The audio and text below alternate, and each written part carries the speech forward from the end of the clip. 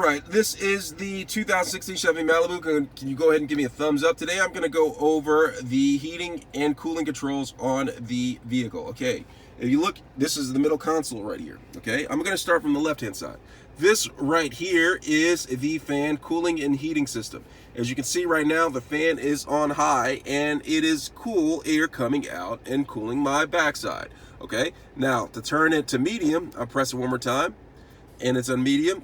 Press it again, turns to low, press it again, and it turns off. Okay, that's the heating and cooling fan for the seat control. Okay, now in order to control the temperature of the vehicle, I'll just go to this knob right here.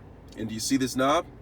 I am just going to turn it right, and the temperature goes up. Okay, now turn it left, and the temperature goes down. Okay, that is the temperature control. Okay, now right here is the seat warmer. Okay, if I press this once, the seat warmer is on high.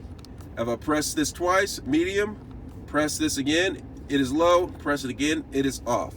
Right here we have max defroster fog control for the windshield. Press that, it's blown out hard.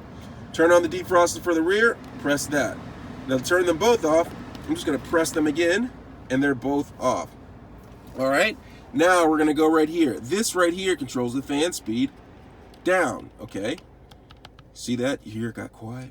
Press this and the fan speed goes up. Right here is auto button feature, right here. Right here controls the air blowing at your face, blowing at your feet, blowing at the radiator, recirculating the air conditioning, sync, which means it syncs both the passenger and driver side cooling system. Now, if I want the passenger side to have a different temperature than the driver side, I'll turn the sync off and the passenger can actually have a different temperature than the driver. All right, that's that. All right, let me know if you have any questions. Thanks a lot for watching. Don't forget to give me a thumbs up.